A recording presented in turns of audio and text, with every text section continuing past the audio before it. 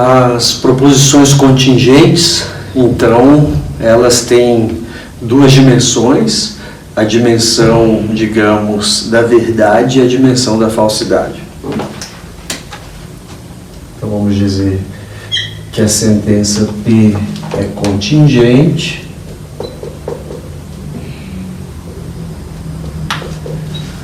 se e somente se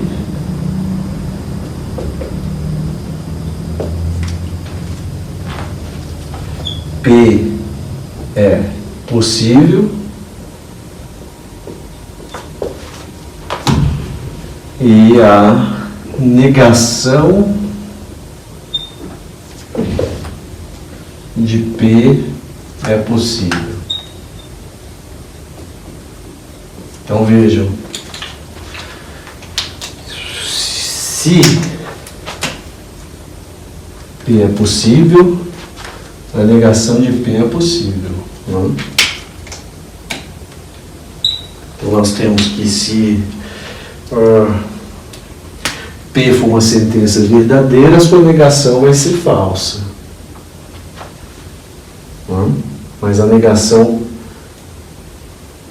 da possibilidade, não?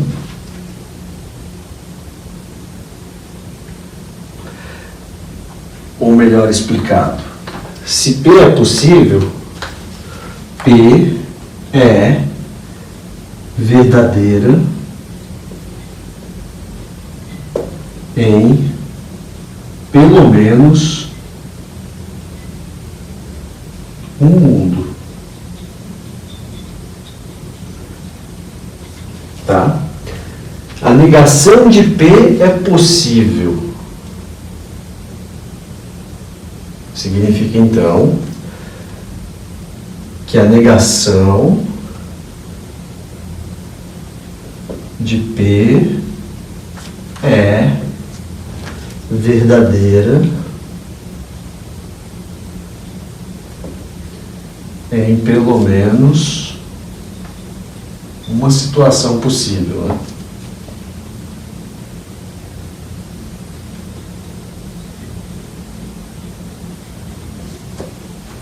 Tá? Então, olha só, se P é verdadeira,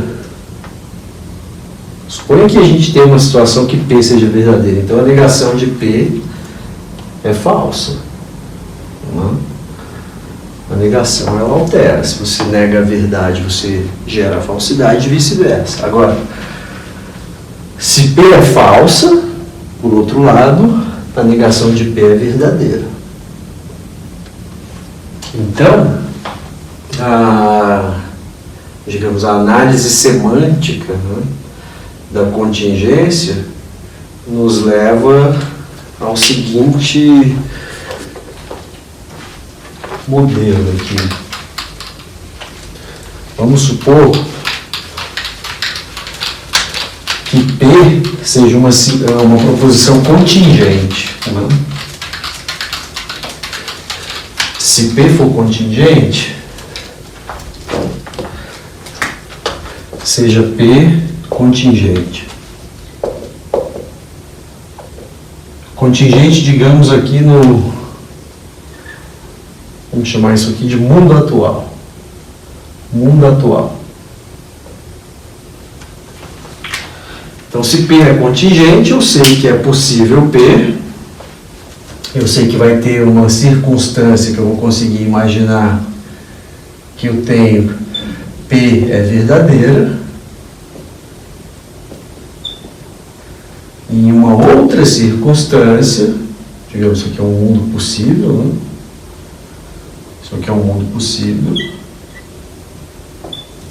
Digamos, consigo conceber a situação, né, dentro dos limites de um dado sistema lógico, dentro dos limites de um dado esquema de regras. E aqui P é falsa. P é falsa em um outro mundo possível. Né?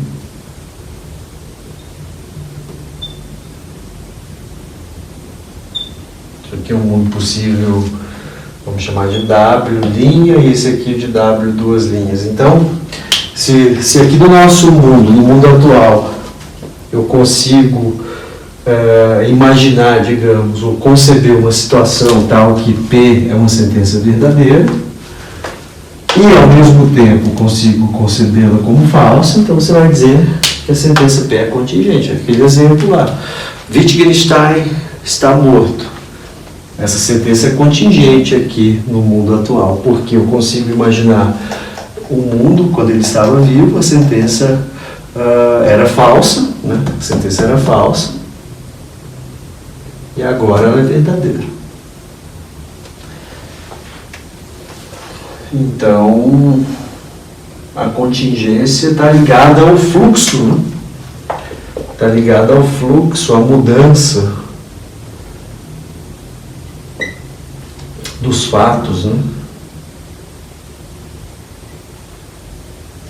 Isso aqui também pode ser chamado de devir, né? O devir.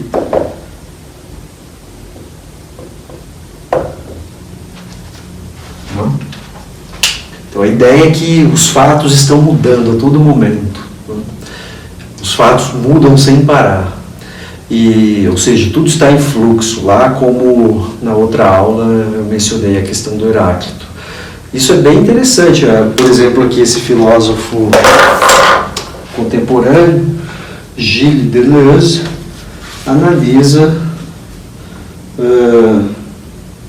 vários paradoxos aqui nesse livro, Lógica do Sentido, e começa o livro de uma maneira bem interessante, uma forma que salienta bem o que é o devir, o fluxo, né? Então, vou fazer uma citação aqui meio longa, vou ler esse trecho. Citação, Gilles Deleuze. Alice, como do outro lado do espelho, tratam de uma categoria de coisas muito especiais, os acontecimentos puros. Quando digo, entre aspas, Alice cresce, quero dizer que ela se torna maior do que era, mas por isso mesmo ela também se torna menor do que é agora. Sem dúvida, não é ao mesmo tempo que ela é maior e menor, mas é ao mesmo tempo que ela se torna um e outro. Ela é maior agora e era menor antes, mas é ao mesmo tempo, no mesmo lance, que nos tornamos maiores do que éramos e que nos fazemos menores do que nos tornamos. Tal é a simultaneidade de um devir cuja propriedade é furtar-se ao presente. Na medida em que se furta ao presente, o devir não suporta a separação nem a distinção do antes e do depois, do passado e do futuro.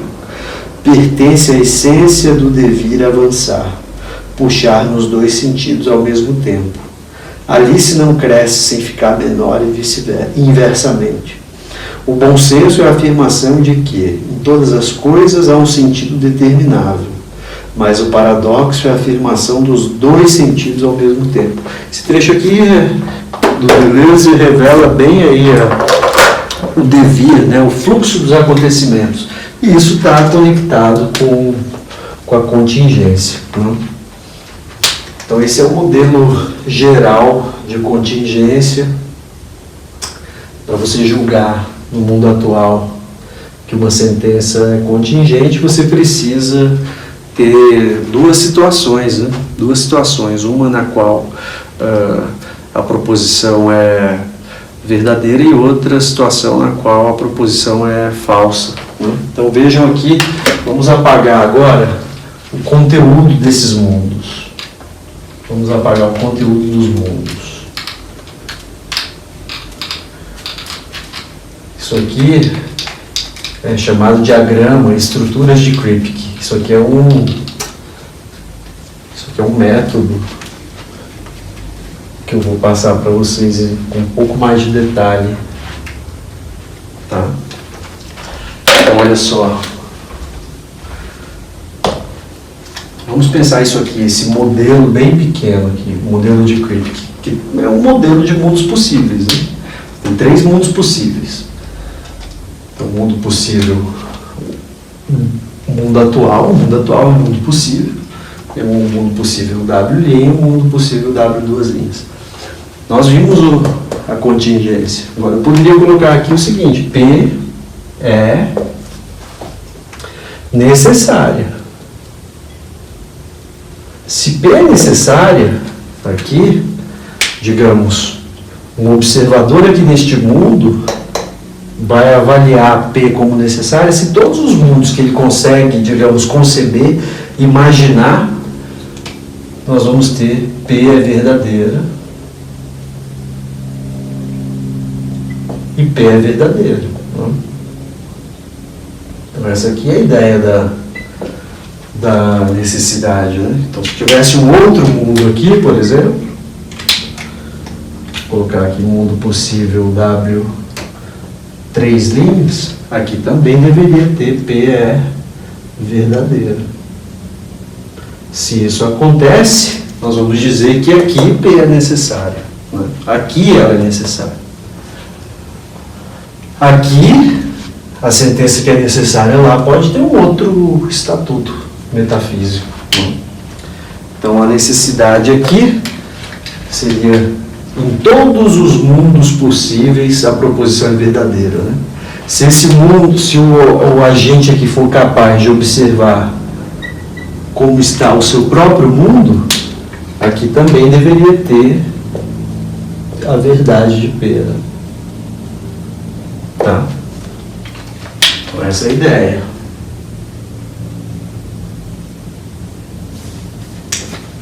Vamos apagar o conteúdo agora deste mundo aqui.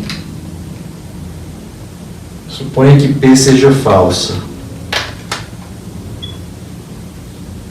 Se P for falsa aqui, então P é necessário, não vale mais aqui, tá? Então P é necessário? Não, P não é necessário, porque ele vê aqui esse mundo, nesse mundo P é falsa. Então P aqui é contingente, né? E se eu falasse assim, P é possível? P é possível no mundo atual. Vou apagar isso aqui também. P é possível no mundo atual. P é possível aqui em W. Se, somente se, o quê? Tem que existir pelo menos uma situação, não? Na qual, pelo menos um mundo possível, no qual P é uma sentença verdadeira. Bom, aqui é possível P? É possível. É contingente também? É. Possível implica contingência, né? Pode implicar o necessário. Naquele que era necessário era possível também, não? Então, se eu tivesse aqui, ó, P é falsa, aqui, supondo, claro, que esses aqui constituem a totalidade dos mundos, né, que a gente está conseguindo avaliar. Então, aqui, se eu tivesse P é falsa, P é falsa e P é falsa, P é possível lá? Não, né? P aqui seria, então, o quê? Impossível. Porque toda situação que você observa tem a falsidade de P, né? Agora, se eu tivesse aqui eu consigo ver o próprio mundo atual, né? E aqui eu tenho P é verdadeira. Bom, mesmo que em todos os mundos possíveis aqui, diferentes do mundo atual, a sentença seja falsa, P seria possível, né? E mais, seria contingente. Então, a contingência implica a possibilidade, né? Isso aqui é o que eu mostrei para vocês intuitivamente, chamado de semântica dos mundos possíveis. Isso aqui tem uma longa história na filosofia, uma longa história na lógica, mas a semântica dos mundos possíveis ficou muito conhecida como semântica de Kripke. Voltaremos a isso, tá? Mas é interessante observar aqui para você ter, digamos, elementos para o raciocínio metafísico, né? Os elementos que você precisa para o raciocínio metafísico estão aqui, sabe? Agora, como que eu digo que há um mundo possível. Como que eu faço essa flecha? Bom, a gente pode usar aqui o critério do conceber, né? Do imaginar. Isso pode ser usado. Tá bom? Então, para concluir, notem que quando nós estamos falando de possibilidade, necessidade e contingência, nós estamos falando de conceitos altamente metafísicos, super metafísicos, e esses conceitos, eles estão sendo aplicados às sentenças, às proposições em um primeiro momento, mas eles também poderiam ser aplicados a objetos, né? Poderia pegar aqui eu como objeto e perguntar: eu sou necessário? Ou a minha existência é necessária? É uma existência contingente? A existência de vocês é necessária? É contingente? Não é? Todos nós sabemos que as nossas existências parecem contingentes, né? Porque o universo já existiu com a sentença sendo falsa, né? A sentença Alexandre existe no sentido de estar vivo, né? Isso já foi falso no passado.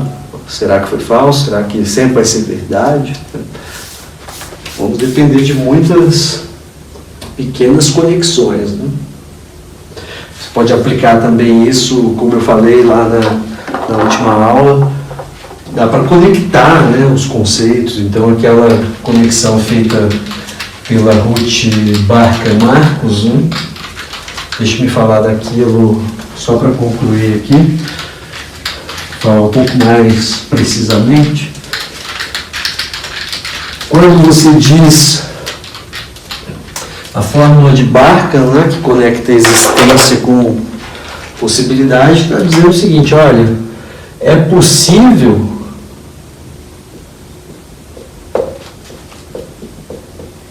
existir algo. Isso aqui implica que existe possivelmente algo. Então, possivelmente algo, isso aqui é um objeto possível.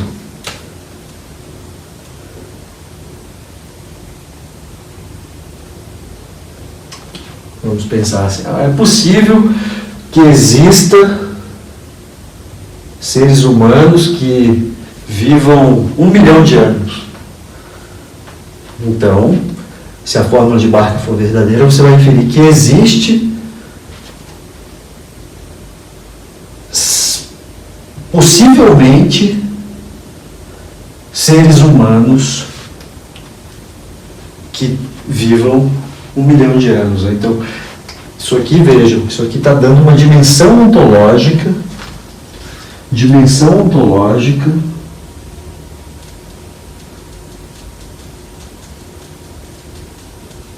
para objetos possíveis.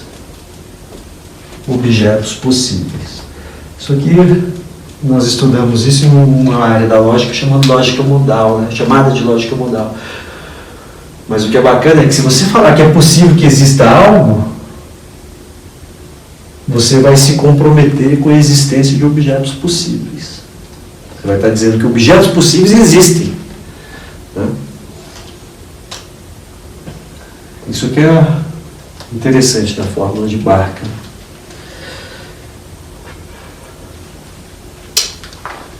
Então agora nós já vamos partir para as 4 últimas aulas sobre metafísica, tá? Então percebam que nós já estamos aí, digamos, nos limites do discurso metafísico, tá? Até mais.